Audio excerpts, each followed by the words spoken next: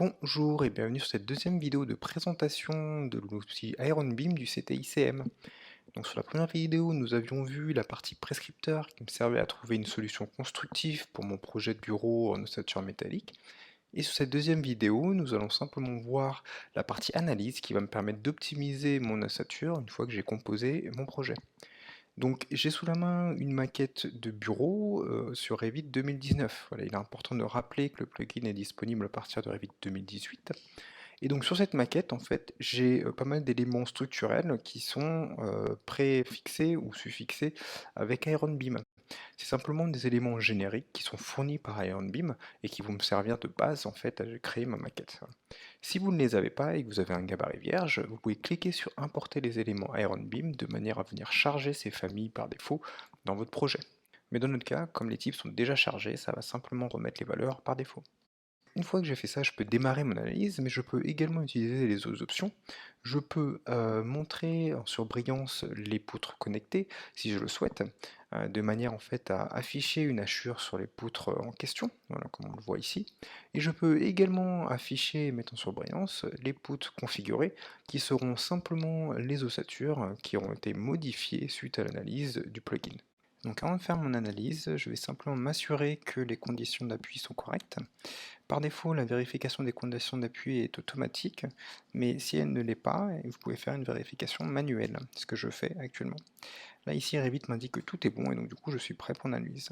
Parce que simplement, le plugin va se baser sur le modèle analytique fourni par Revit, et que si celui-ci est pas forcément bon, et ben l'analyse ne sera pas forcément précise. Voilà. Donc une fois que je démarre mon analyse, j'ai accès à une nouvelle fenêtre. J'ai un viewer qui me permet de voir mon ossature métallique où tous les éléments sont cliquables. Je peux voir ici que cette poutre a une longueur spécifique, une charge spécifique. Je peux également afficher ces charges. Donc là, en fait, j'ai une échelle de couleur qui est absolue. Ça ne veut pas dire que le rouge est mauvais et que le vert est bon, ça veut simplement dire que le rouge est la valeur la plus élevée par rapport à mon échelle. Voilà. Je peux également venir afficher les planchers ou les murs, sachant que l'affichage des planchers me permet de les sélectionner et de voir les charges qui sont appliquées dessus. Et également, je peux varier la transparence si je le souhaite. Donc par exemple, ici, je vois que j'ai des charges d'exploitation de standard pour les bureaux de 250 décanewtons. Mais imaginons que sur ce dernier plancher, je veux passer à 200 pour une raison quelconque, ben, je peux le faire.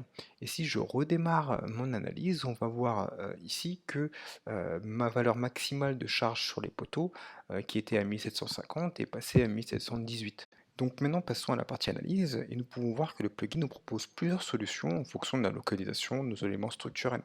Je peux voir les parties de ma structure qui vont être configurées et les solutions proposées. Par exemple, sur la partie centrale qui était la plus chargée, on me recommande ici de passer en IP 400. Et sur certains poteaux, on va me recommander voilà, certains HEA. Donc on voit qu'une première partie c'est les poutres et la deuxième partie c'est simplement les poteaux. Donc je peux appliquer une solution ou je peux toutes les appliquer.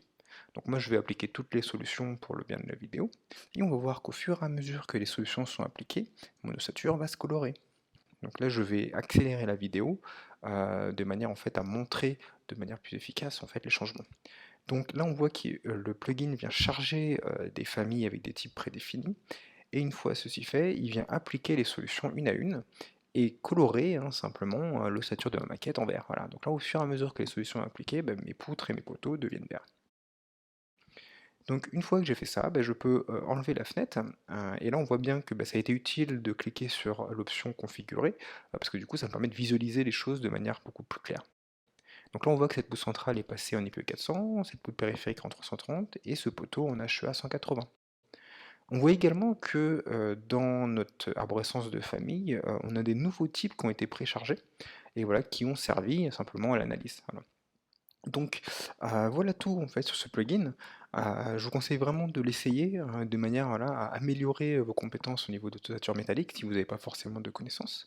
Et si vous voulez télécharger le plugin, en fait il faut aller sur aerobin.eu dans l'onglet ressources, ou vous pouvez le télécharger sur la page dédiée sur Bimobject.